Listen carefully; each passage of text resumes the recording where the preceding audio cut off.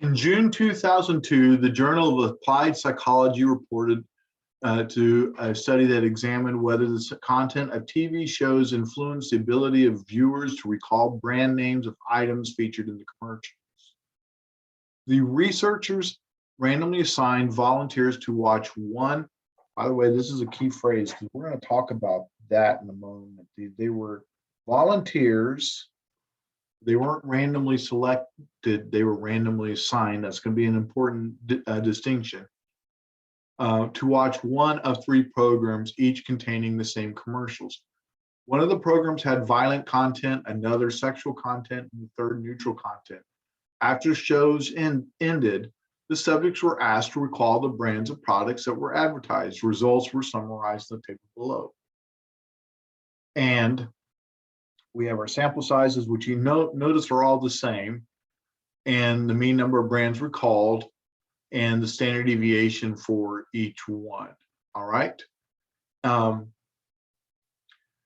Test an appropriate hypothesis and state your conclusion, what decision should be made.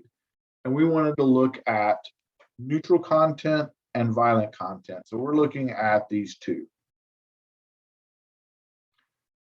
Now you can choose in either order in the way you name them. I chose mu1, so I made this my mu1.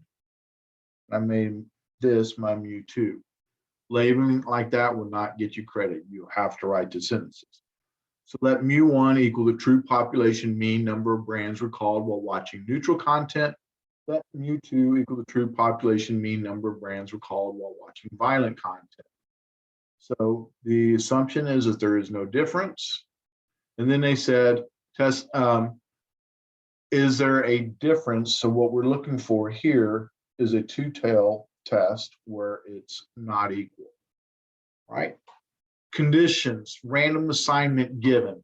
Random assignment is what you use for an experiment. You use random selection when you are randomly selecting people. But if I'm assigning them to a treatment, in this case, I'm assigning them to groups. If I assign it to a group, you need to say random assignment. Do not say a random sample. Say random assignment. Very, very key. All right, this is a key phrase, so please make sure you don't get caught with that. All right, now I happen to do the N as 10%, which is probably a little bit confusing. I should have done the independents first. And they didn't tell me that they were independent, but reasonable to assume that the number of ads recalled by one group is not affected by the other group, and that's reasonable. If you're watching it in one room and someone else is watching another room, y'all are probably remembering separate things and not impacting the other. We have 108 divided by 0.1 is 1,080. It's reasonable to assume that there are at least 1,080 people watching shows with neutral content and 1,080 watching shows with violent content. So the samples sizes are less than 10% of the population.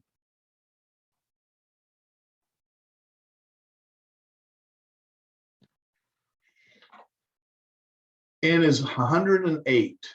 Well, and so that is greater than 30, and it's that case for both samples. So the distribution of means, and please make sure you say this, the distribution of means is normal by central limit theorem for both. So we write out our formula. Well, this time we don't have data. So we're going to go stat test, and we're going to scroll down until we get to two sample t-test.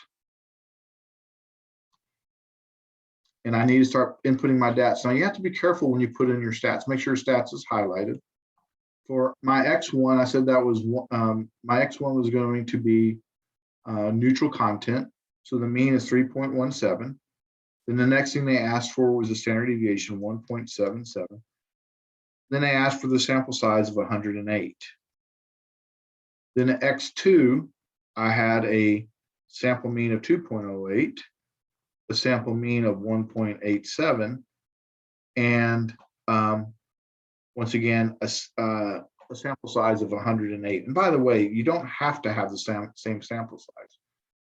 And we're supposed to have a difference, so not equal. We don't pool.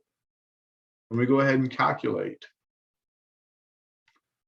And I end up getting a t statistic of 4.399.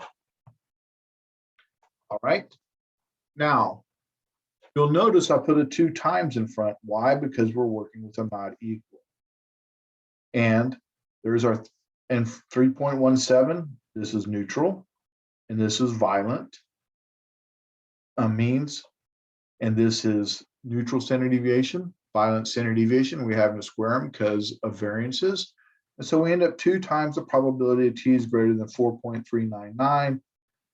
Anytime you have more than 4 zeros, which we do, this is essentially 0.00001.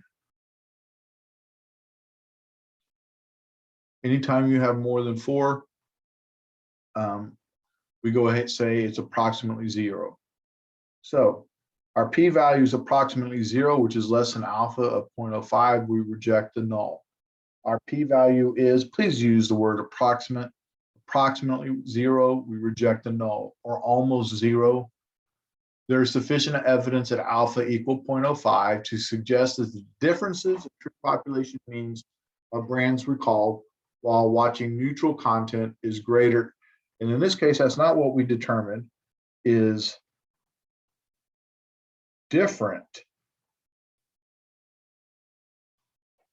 than while we're watching violent content. On the other hand, on average, more brands are recalled watching neutral content rather than violent content.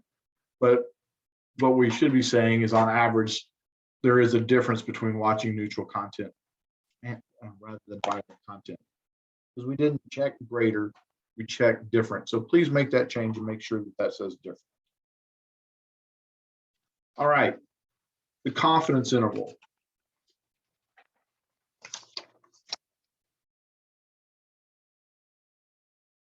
mu1 is neutral content. mu2 is violent content. We've already done our conditions, so we're going to say see page 199 for that, or see the previous part of this video. We'll have to define the parameter. Once again, this is not required. Sometimes it's very useful for us to have it, but it's not required. And we can get all this information from our input. So I'm going to go to stat test and start running this thing. 2 sample t interval, which is down at 0. My stat should be highlighted. There's my mean for neutral content, 3.17. My standard deviation for neutral content, and my sample size for neutral. My mean for violent content, my standard deviation for violent content, my sample size for violent content. We're going to run a 95% confidence level, and we are not going to pool. And we're going to go ahead and calculate this. And by the way, I could plug in 3.17, 2.08, and have all that information very easily, but what I could not do is plug in my t-star. I'm going to get these degrees of freedom from the calculator, just like I did previously. So I end up getting 6.0162 and 1.578. That's interesting because both of these are positive. Both of these are positive, which means mu1 must be greater than mu2. All right, because both are positive and we went in the mu1 minus mu2 difference. So mu1 must be greater than mu2. And when I did this, I also got a degrees of freedom of 213.35. All right. So at this point, I can use that to go get my t star. So I'm going to go second vars, inverse t, 1 minus 0.95 divided by 2, and my degrees of freedom are 213.36. And I end up getting 1.97 for my t star. So we are 95% confident that the true population difference for mean number of brands recalled between shows with neutral and those with violent content lies within this interval. In repeated sampling, we expect to remember this 95% of the time. All right. They also asked us to do something else. What is your recommendation as to which one, and you must justify? Well, first off, we should note 0 does not lie within the interval. Therefore, we are able to determine that more brands were called while watching neutral content than watching violent content. Here's a recommendation. Based on our samples, we expect that an average viewer will remember between 0.6 and 1.57. Hold on for just a moment.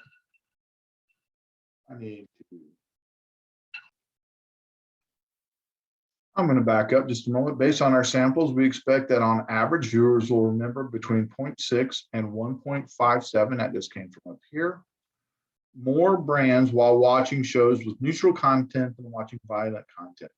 Advertisers should place their ads during programs with neutral content as the population is bored and watching the ads and not the shows themselves. All right. I appreciate you all watching. Hope that was informative, and we'll see you in the next video. Thank you.